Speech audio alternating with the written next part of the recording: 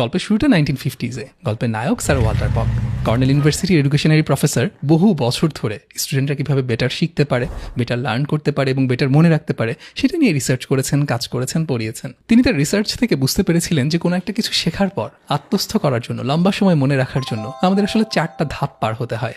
কিন্তু তিনি এটাও লক্ষ্য করলেন যে স্টুডেন্টরা এই 4টা ধাপের হয় কোনোটাই ফলো করে না, নয়তো শুধু প্রথম ধাপটা ফলো করে।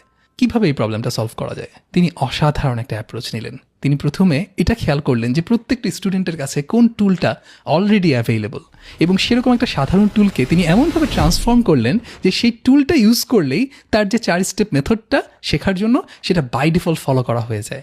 এবং সেই টুলটা সবার কাছে অ্যাভেলেবল, যেহেতু যে কেউ যদি জাস্ট ইচ্ছুক হয় তাহলে সেটা অ্যাপ্লাই করতে পারবে। তাহলে চলুন বোঝার চেষ্টা করা যাক স্যার ওয়াল্টার পক আসলে কি করেছিলেন, তার 4 স্টেপ প্রসেসটা কি, কোন টুলটা তিনি ট্রান্সফর্ম করেছিলেন, কিভাবে ট্রান্সফর্ম করেছিলেন, আর এই 4 স্টেপ মেথডটা ফলো করলে কেন আসলে সবকিছু মনে রাখার চান্স বেড়ে যায়, এর পেছনের সায়েন্টিফিক এক্সপ্লেনেশনটা কি। লার্নিংয়ের 4 স্টেপ প্রসেসের ফার্স্ট স্টেপটা হচ্ছে রেকর্ড করা। আমরা যখনই কোনো একটা ক্লাস করি, কোনো একটা ট্রেনিং অ্যাটেন্ড করি, কিংবা ইভেন কোনো একটা মিটিংয়ে থাকি, যা কিছু আমার মনে রাখা দরকার সেটা আমরা একটা কাগজে লিখে ফেলার চেষ্টা করি, তাই না? আমাদের কাছে নোটবুক কিংবা একটা খাতা থাকে, যেই খাতায় এরকম একটা পেজ থাকে, যে পেজে আমরা সব কিছু, যা কিছু আমাদের পরে লাগতে পারে, লিখে ফেলার চেষ্টা করি।